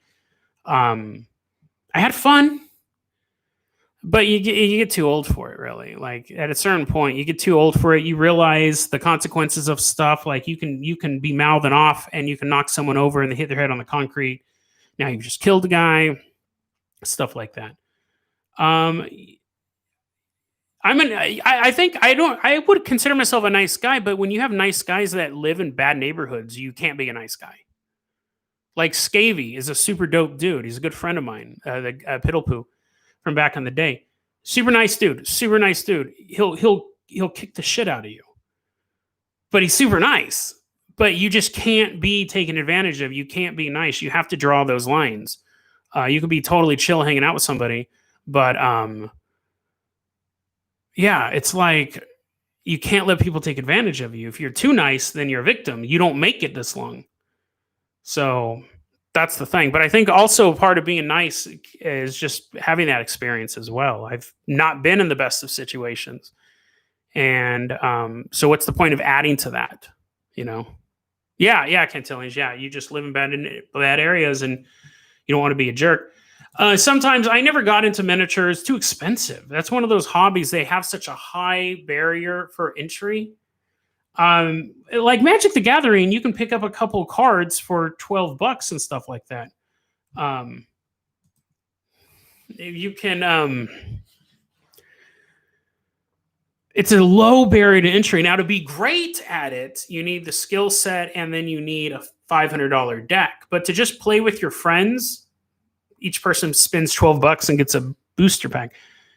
Warhammer miniatures were just one of those things that were so expensive to get into. They looked cool. I like the idea of them. I like the idea of strategically moving stuff around a board, but that wasn't. I didn't have $500 as a kid, and I barely have it now. Yeah, Zergle, that's cool. D&D is really dope. Like I've done it a couple times. I always get killed, or the campaign just kind of ends. But I've had fun with it. I've thought about. It's funny. Before I thought about making my own role playing game, I was thinking about hosting a role playing game. I was like, nah, that's going to take too much work. I was going to do it as a live stream, have a role playing game. I was like, nope, too much work, crafting campaigns and stuff like that. Not doing it. Oh, Quinn. Okay, Quinn. I'm glad you liked the show, man. Quinn was another good friend of mine back in the shanty days. But no, I don't think that place was hot. Dude, no, Quinn. There were shadow people in the backyard, dude. Remember that tree? So there was this old shack that got turned into an illegal punk rock museum. And then there was a bit of a field, and then there was this old tree there. And then, like, you would see stuff poking their head out from behind the tree. Do you remember that? Because it would be dark. You know, like, so you have blackness from the lack of light. Then you have a kind of a bluish dark night sky, and you would see something poke its head out from behind the tree. I totally forgot about that. Which is funny because when you've experienced so much weird stuff, you're like, oh, I forgot about the shadow men. We're right outside of my house, poking their head out from behind the tree. Wasn't using either, so. Yeah, Zergle, I agree. Choosing to not beat someone up it's definitely a sign of adulthood. Definitely a sign of adulthood. Cantillions asks how many of your close friends listen to the show. Like, well, you have people that I've been friends with that I haven't seen for a long time, like Quinn, my buddy Jason Campbell. They'll listen to it. I didn't know Quinn listened to the show. I didn't know Jason Campbell listened to the show. People if you wrote do a test, write a book and give it to your close family to read. They won't read it. They absolutely won't read it. They don't listen to the podcast. My mom's listened to 2 episodes just because she missed the sound of my voice. I think my brothers listened to an episode or 2. They don't. But see, here's the thing. I talk about this stuff all the time. They don't think it's weird that I talk about this stuff. That's normal. They just, whenever you create a product, the people close to you, they don't. It's super bizarre. A painting? Sure. You like how I paint? A painting? Sure. Comic? Maybe. Comic strip? Yeah. But if you gave them a book, if you wrote a short, they don't read it. They don't ever read it. It's the weirdest thing in the world. Marsha Jamerson asks, the scariest film I've ever seen. I'm going to say, like, The Ring is obvious one because that affected me at a really young age. The young age being 27. But The Canal still creeps me out. It's on Netflix. You'll probably think I'm a big old baby. You guys will probably think I'm a big old baby. It's a genuinely creepy movie. It gets no love. It's super underground. The Canal. You're like, yeah, they totally like. I mean, Event Horizon is a really creepy movie. There's movies that I love, like The Evil Within, In the Mouth of Madness. I know, again, it's super creepy. Super creepy. So, it's funny, Piddle. I was thinking of that. So, at the shanty, I had movie night once a week. We would watch totally bizarre movies. Most famously were 2 of them: Camp Rock 2, The Final Jam, and The Cremaster, Part 3. So Camp Rock 2, Final Jam, doesn't need an introduction. It's a great work of art. Cremaster Part 3 was this. It's a full-length art film about a man trying to ascend through heaven. It's all shot in the Metropolitan Museum of Art, or Modern Art. And the cover is a man eating flesh, and that kind of sets the tone for it. There's like a martial arts battle. There's a woman who in real life had both of her legs amputated, so now she has glass legs, and she's walking around, and then sometimes she has glass antelope legs, and so she's like an antelope. It's like an hour and a half long of really trippy visuals. They made a 4th one, Quinn, if you're interested. I haven't watched it, but The Cremaster Part 3, it's very famous for people who used Netflix when it first came out when they were mailing discs. It was a movie that they had in there. They didn't have a ton of movies back then when they're still mailing out the DVDs. And it would always pop up under horror. And it was such a shocking cover. It was a guy with flesh. He was wearing a kilt, had a white kilt. You have a good one, Shane. And so you saw it every time you browsed for horror, and I rented it. And I'm like, what in the world is this? So, of course, I put that on movie night. We also watched 17 again. That was another one we watched on movie night. That was a great one. Let's see. Hellraiser was one of those things I'd heard so much about as a kid. And when I watched it, I was like, eh. Like my version of how creepy it was in my head, or how horrible the tortures were. I watched it and I was like, eh. No, sorry, Zergle Jerk's like, that's my version of hell, don't you? Yeah, Marsha, you can watch The Canal. I thought it was really creepy. I've recommended it. I recommended it to my friend Lauren. She thought it was a big old baby. But No. And no, Sephora, that's not sexy hell either. It's too dark. It's too blue. The Fly, Pine Boy says The Fly terrified me. That's a good one. I didn't watch that one until I was an adult, but it's still a really good movie. How did I get the sponsorships? They reached out to me and they said, "Hey, do you want to do sponsorships for these movies?" And it's funny because I want to. It's one of those things. Like I'd like to do advertising on the show, but I do not want to do more than a lot of these shows. That's one thing about just being one person. So I just have to pay for myself. If I have one ad an episode, I'd be set. That'd be totally awesome. I don't want to have like 2 minutes of ads in the beginning and then an ad in the middle and then 3 minutes of ad, because a lot of podcasts spend a lot of time on ads. It's super annoying. I won't listen to a podcast at this point if they start off with an ad. I'm out. I'm totally out. I put the ad in the middle. So it was something that I wanted to try my hand out. I love movies. I love talking about movies. Let me tell you guys real quick too. I saw the movie Spell, the one that I was advertising. It's funny because as I'm talking about it, the trailer looked good and I thought, what if this movie sucks? Like I had that feeling with The Vanishing as well. It's like, what if this movie sucks? And I watched it and I liked The Vanishing. And with Spell, I was like, oh man, the Alfred Hitchcock one was fine, but I'm telling all of these people all week long. And that was the other thing. They said, can you promote it on your show? Can you get an episode out between these dates? And I go, I do a daily show. I'll just do an episode. I'll do one a day. And they're like, oh, okay.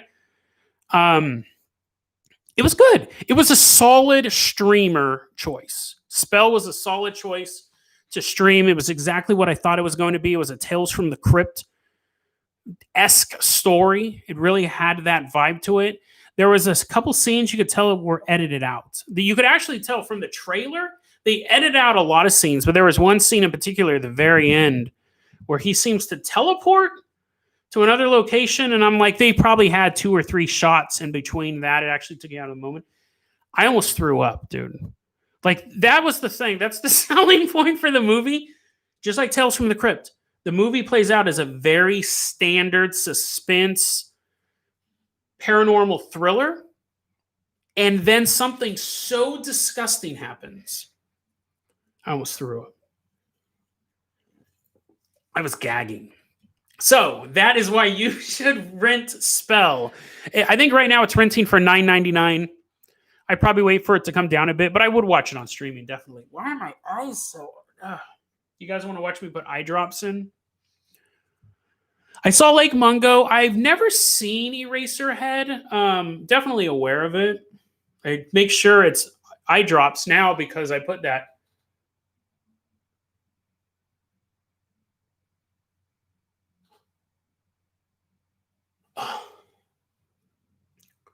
How's this? Is this premiere? Is this what you came for?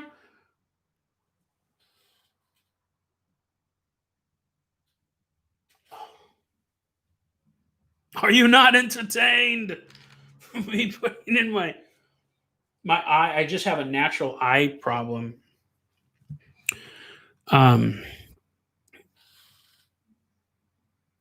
sorry, Zergle. Sorry to ruin your version of hell.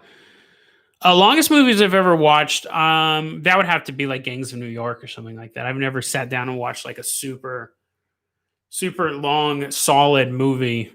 Maybe like 3.5 hours. And at that point, I'm like, yeah, you know what I mean? Like that's kind of my limit. Lake Mungo, you know what? I'm sorry, wasn't a huge fan of it.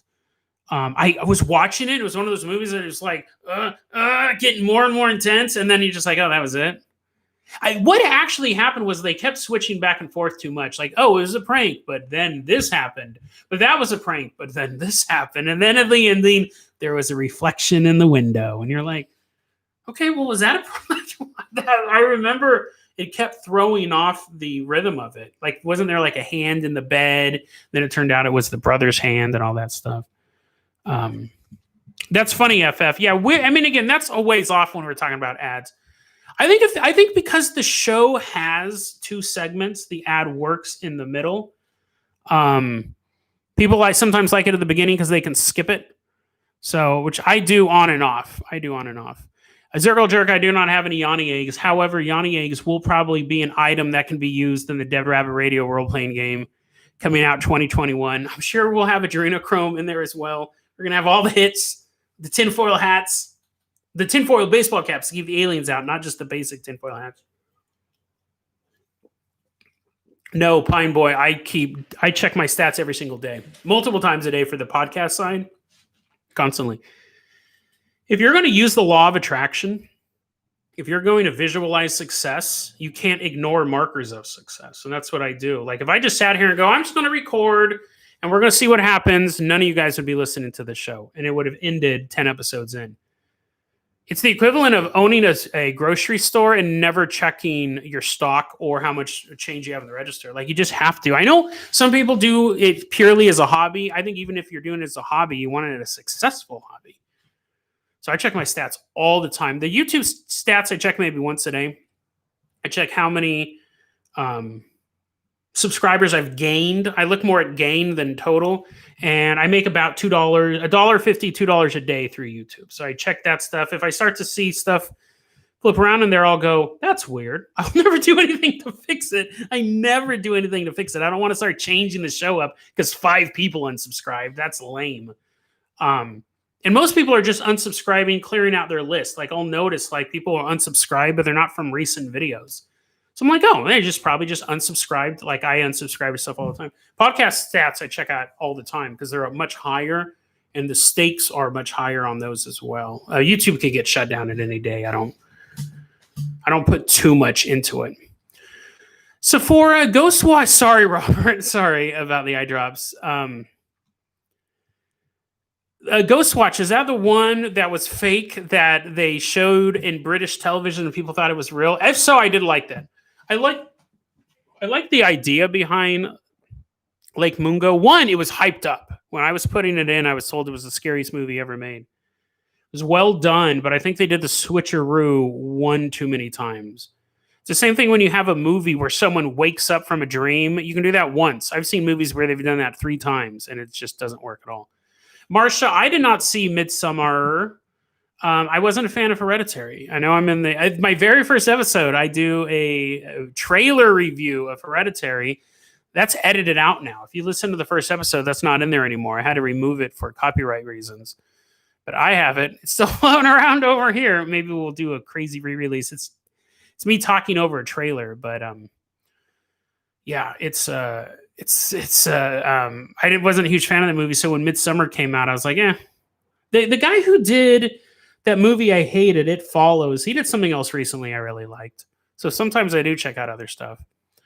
Is Jason Juice? Yeah, sometimes. That should be the health potion is Mountain Dew and Cherry Limeade. That'll be your health potion. Jason's Go-Go Goose. WQ, do I ever play horror games? No, too spooky. No, I have a bunch of them. I have a ton of them. But I also consider a horror game to be like Left 4 Dead because it's super spooky. I'll play Left 4 Dead. That'll scare me. I was playing Dead Space. That game scared me too much. You got to understand, I live in a world where like all I do is read about like zombies and monsters and stuff like that. So when I want to, and I believe in ghosts and demons and all that stuff. So I'm already like in that mind state. I'm like, oh, there's a ghost everywhere right behind me. I'm not that paranoid, but you know what I mean? Like I believe in ghosts. Then I'm reading about them all the time. And then so when I go to play a video game, I don't want to be terrified. I don't want jump scares. I don't want, I can have monsters try to kill me, but have it like be a colorful environment. Have it be like a bunch of clouds, like Super Mario Brothers. Those are monsters. I play first-person shooters. Not really the zombie modes, but I haven't played Call of Duty in years. I play first-person shooters, open world. I prefer to play stuff that I can do windowed so I can watch something at the same time. That's why I've been playing a lot of Minecraft. But that's why I'm doing that RPG Maker now, too, because I can do that as well. I'll get to that in a second, Robert Paulson, because I could definitely talk about that one. How much does the show? Yeah, it's always been steady growth. The show started off with 14 listeners, one of who was my friend Veronica. The other 13 may have been bots. For all I know, podcasts are plagued by bots. And then it just goes up. It's not going up like this. It's going up like this. Like it's the amount of subscribers to the show and downloads to the show I'm getting now as opposed to earlier in the year. Actually, this is a weird year to gauge it because it took a hit during the coronavirus. Like all podcasts, I was seeing January, February, March, really good growth. Again, it was like this. And then people weren't commuting, people weren't working, people weren't going to school. That hit the stats, and now it like will go. But I can actually like watch as we were getting closer to the election. My downloads are going like this, and then the election happens. They go, and that's where we're at right now. People just wanted to focus. See, sometimes people don't want to hear about politics, and sometimes that's all people want to hear about. So people are like, I'll listen to a show later. I can always download that episode later. I got to find out what's going on now. No, Pine Boy. It's funny. So on YouTube, I have 7,600 subscribers. I get about 500 views of video. And as you go farther back, the views climb up. So I only really look at my most recent videos. But when they first come out, first week, 500 views. We'll move on from that. With the podcast, right now, my podcast audience is, I have all these different services that track all this stuff. My podcast audience is 10,000 people. And every single episode, within the first 5 days, 1,000 or more downloads. So it's totally dwarfs. Like you think about 10,000 versus 7,000, it doesn't seem like that much. But I was saying earlier, YouTube, people click on it and it immediately drops, and then you have 40% viewership for pretty much the rest of the episode. When you download a podcast, for the most part, they're listening to it. They're not surfing the web and going, oh, the Great Mud Flood, and they click it, they go up, still image, click out. You don't have that. So the audience on the podcast side is much bigger. They're more engaged with the show as full. The YouTube side gets these comments, gets these live streams, gets people to put stuff in the comments being like, hey, that reminds me of this story, or here's a follow-up. I love both audiences, but no, if the YouTube audience went away right now, it would not affect the show at all. It would affect me talking to you guys, but numbers-wise, it wouldn't. This would suck, though, not being able to do. And I don't expect it, but in the back of my head, I do expect it because you just never know. Zero Jerk, yeah, Outlast. I almost bought the Alien game the other day.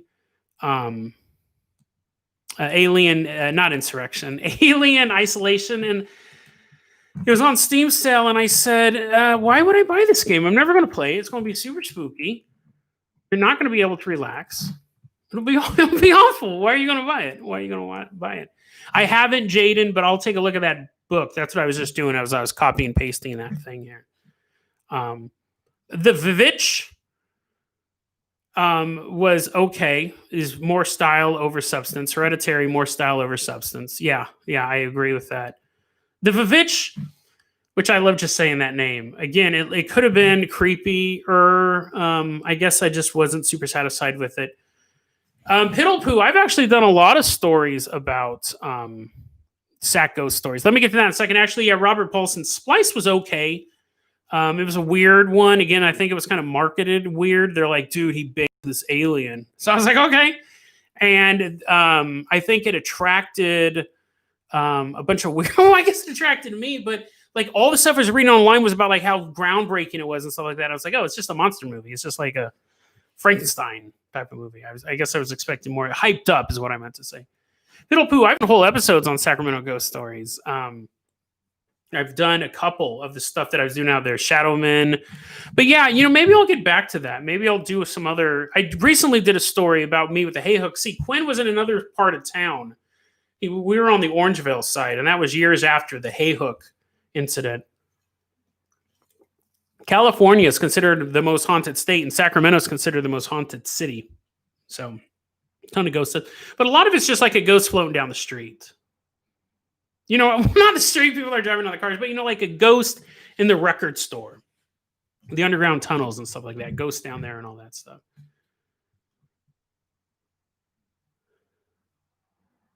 Yeah, Splice was just okay, and I've never seen Solo. Mr. Gigi did a review. I was obviously aware of its reputation, but Mr. Gigi did a video on it. It was like, yeah. Retaliating Taco, have I ever seen You're Next? I believe I have. Was that the one? I saw another movie, super recent. It was kind of the same thing. Was You're Next the one where it was Christmas time, and the guys put the wire across the door? The burglars had, or not, they were all mass murderers, but I shut it off, dude. I couldn't. If this was your next, I thought it was hilarious. They have this line, actually. So this one, they're trapped in this house. These guys are shooting at them, and they have to get out to a car. The good guys have to get out of their car. They're trapped in this house in the middle of nowhere, and this guy's like, "I'll run out there." This girl goes, "No, I will run out there. I was track and field star back in high school. I can get to the car much faster." So she goes, "Okay, here," because people are shooting at him, taking pot shots. So they go, "Here's what we're going to do.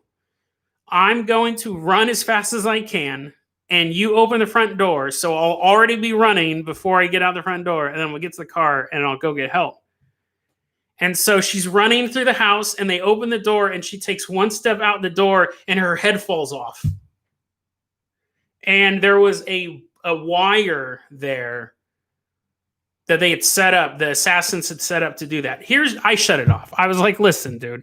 One, how did they know she was going to do it? Because if you did it she's like 5'6". So if you did it with a guy who's like 6 foot tall, he's like, ow.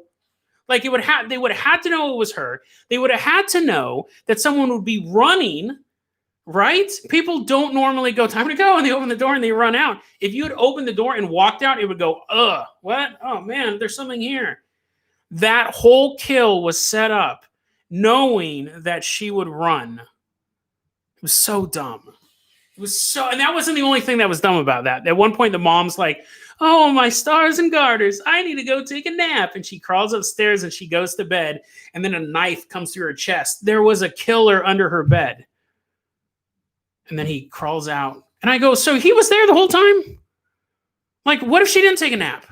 Like, what if he was laying in the bed and all this other chaos is going around the house, and he's like, "I sure hope that mom takes a nap." Stupid. That movie sucked. Sorry. I have strong opinions about your next. Zergle Jerk, probably not. I don't have a ton of time to play other stuff. I mean, talking about Total War Warhammer, I'd probably play one of the video games more than anything. Yeah, I'd probably do that. But as far as like being able to get into the miniatures and stuff like that, even stuff like sitting around playing D&D, I'd love to do it, but just don't have the time to do that anymore. Let's see here. Take your opioids to keep you young. Yeah, no, it's cool. It's just nice. And talking about a Lop's comment here, have something to listen to as you're walking around. Being entertained is a big part of it, and then also just not feeling alone, being like, "Oh, there's other people out there that like reading about all this stuff." Yeah, Zergle, the ending was kind of a cop out for the Vitch. It was just you're not a weirdo, Robert Wilson. It was just style over substance. Style over substance with that one. Deathbed, the deathbed that eats is a classic. That's a classic. If you've ever been into a Blockbuster video, everyone saw that one. Yes, Retaliate Taco. So yeah, that was I heard so much about your next. So many people were hyping it up. All those, like the Vivitch, all that stuff, they're well-made movies. We used to have a Discord. That's so funny. That's how we started off the live stream, talking about Discord. We don't have it anymore. I just don't like it. I'm not a fan of it. Yeah, we had that movie. You're Next, the Vivitch. It comes at night. It follows. You have this whole wave of these new type of horror movies. And a lot of them, they're very well made. You can tell the people behind them have a lot of passion, but it's not digging it for me. I was so hyped for It Follows. I was so hyped. I thought that looked so good. And I remember saying stuff. The Ritual was good. The Ritual was the Netflix one, right? Where the hunters are in the woods. Because if that's the one you're talking about, see, that one blends that perfectly. It is very stylistic. But it hits the horror movie stuff. 1408, I saw that in the movie theater. I wasn't super impressed by that one. Again, the trailers looked good. The casting was good. The directing was good. But in the end, it was like, wasn't it just like his mom and his daughter, his wife and his daughter were in the room or something like that? He was trying to rescue them. Yes, Charlotte asked, had I seen Cube? Yes, Cube is great. Cube 2 is okay. Cube 3 is awful. It's a prequel. It's how they build the cube. Like, who cares? It's creepier in the first one where it's just people wake up in a giant cube. If you haven't seen Cube, you've seen part of it when you saw Resident Evil, because they admit that they stole part of the scenes from Cube before that movie. But yeah, Cube's really good. Cube's an old school horror movie. Circle's really good. I think I've talked about it on the show a couple times. Circle's really good. That's on Netflix. I totally recommend spending an hour and a half of your day to watch Circle. You will enjoy it. I've seen that movie 4 times now, and I very rarely rewatch movies. I'm just too busy. Circle is dope. You guys will really enjoy Circle. But I won't say anything about it. I'm pretty sure I've talked about it on the show, though.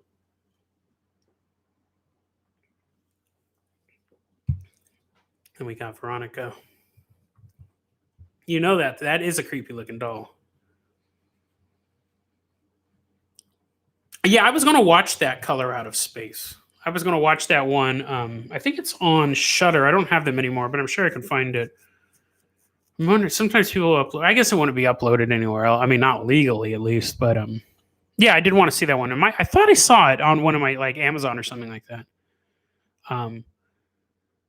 Yeah, I think with the postmodern meta narratives, yeah, I think what happened was Cabin in the Woods came out and did a really good job of deconstructing horror movies, and then people go, here's the thing with horror movies, they make a ton of money. Horror movies and superhero movies are what keeps studios alive. Like, that's just the thing of it. Now, superhero movies, you spend hundreds of millions, you can make $1 billion on it. But a horror movie, you can shoot it for $5 million and make $100 million. So, I mean, and you can crank out sequels super fast. You don't have slates like they do with Marvel movies, where they're like, oh, we have to build this universe. They're just like, here's 7 Paranormal Activity movies in the course of 6 years. Here you go, guys. Super cheap to shoot. And so let's say you have movie studios, and this has happened too. The movie studio that had Friday the 13th, who did the first 6 movies, they dropped it because they go, listen, we're getting a lot of complaints. We're trying to make these Academy Award-winning movies over here, and people think we're the guys who put out these Friday the 13th movies. This was back when, slashers were still new. Nowadays, nobody cares. But back then, they dumped it. They sold it to someone else. You can make horror movies super cheap, and so you have artists saying, hey, I have a cool twist on the horror movie genre. What if the horror is actually inside of them, although like the Babadook or something like that? And you're like, oh, that sucks. But the horror movie fans, we all turned out, we all watched it, it made a ton of money. We were all disappointed because it was just some weird tale. But yeah, I think people are getting tired of it. Yeah, I'm glad you were able to jump on. We probably will be ending the live stream soon, though. It's going on 2 hours here. Is that Circle a 2015? What Circle? I don't see a Circle. A zombie movie that wasn't really a zombie movie, and it was more like a parody. I'm not for sure. I have to figure out a better way to do my Dead Rabbit Recommends. I have to figure out a better way to list my Dead Rabbit Recommends so people can read them after the fact. But yeah, that's part of the problem is I don't know what movie that would be. But guys, my eyes are actually starting to dry up again. I think because I'm just staring at the screen for so long. So I'm going to call an end to, look at that. Oh, I'm sorry, Robert. Because I'm doing that. I'm like just staring. I don't know why I'm staring at myself, actually. That's so weird. I won't do that next time. But I think I'm going to call an end to the live stream today. Why was I staring at myself the whole time? That makes no sense. I'm kind of mad at myself.